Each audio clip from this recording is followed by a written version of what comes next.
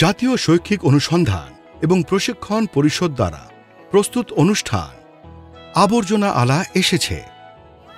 গাড়িওয়ালা এসেছে বাড়ি থেকে আবর্জনা বার করো, গাড়িওয়ালা এসেছে বাড়ি থেকে আবর্জনা বার করো, গাড়িওয়ালা এসেছে বাড়ি থেকে আবর্জনা বার করো, গাড়িওয়ালা এসেছে বাড়ি থেকে আবর্জনা বার করো। শান্তি, আবর্জনার থলেটা একটু কুড়োর গাড়িতে দিয়ে দে। হ্যাঁ মা, হ্যাঁ, এক্ষুনি যাচ্ছি। আর শোন, সবুজ এবং নীল দুটো আবর্জনার ক্যান থেকে ব্যাগগুলো বার করে নিস। ঠিক আছে। শান্তি দুটো আবর্জনার ক্যান থেকে থলেগুলো বের করে নিল। মনে আছে তো কোন ব্যাগটা কোথায় ফেলতে হবে? হ্যাঁ, ভেজা আবর্জনা সবুজ ডাস্টবিনে এবং শুকনো আবর্জনা নীল ডাস্টবিনে। এটা ভেজা আবর্জনা আর এটা শুকনো আবর্জনা। বাহ, সাবাস, একদম ঠিক। শান্তি হেসে অন্য গৃহস্থালির কাজে ব্যস্ত হয়ে পড়ে। হঠাৎ শান্তির মনে পড়ল যে সে ডিমের খোসা ভুল বাক্সে ফেলে দেয়নি তো। সে মাকে জিজ্ঞাসা করল, মা, ডিমের খোসাগুলো ভেজা আবর্জনার মধ্যে ফেলে দিয়েছিলাম, এগুলো কি শুকনো আবর্জনার বাক্সে ফেলার কথা ছিল? মা শান্তিকে মনোযোগ সহকারে দেখলেন আর মুচকি হেসে বললেন, না, ডিমের খোসা নীল আবর্জনার বাক্সের মধ্যেই যেত। মা চায়ে চুমুক দিলেন। আচ্ছা, এটা বল, যদি এই কাঠের চায়ের কাপ ভেঙে গেলে কোন আবর্জনায় বাক্স ফেলবি? এটা আমরা শুধুমাত্র শুকনো আবর্জনার বাক্সেই ফেলবো। আমার ভালো মনে আছে মা। সাবাস।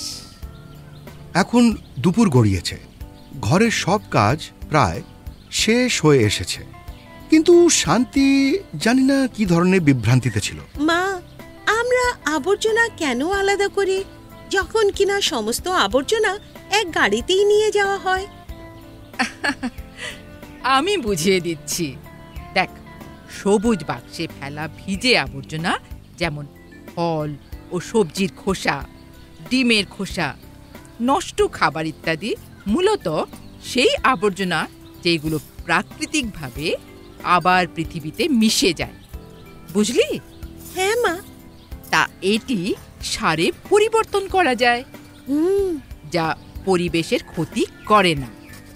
অন্যদিকে নীল রঙের বিনে রাখা শুকনো আবর্জনা যেমন কাগজ, কাঁচ, প্লাস্টিক, ধাতু, খাদ্য প্যাকেজিং সামগ্রী ইত্যাদি পুনর্ব্যবহারযোগ্য।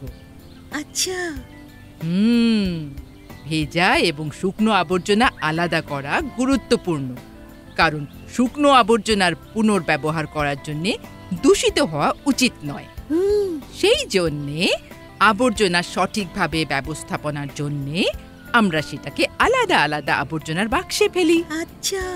হ্যাঁ, যার মধ্যে রয়েছে 10% প্রত্যাখ্যান, 10% বিষাক্ত আবর্জনা, 40% রিসাইকেল আবর্জনা, 60% জৈব আবর্জনা। বুঝলি? শান্তি মায়ের কথা মনোযোগ সহকারে শুনল, তারপর বলল, মা, আমি তোমার সব কথা বুঝতে পেরেছি, শুধু একটা প্রশ্ন। হ্যাঁ হ্যাঁ, জিজ্ঞাসা কর।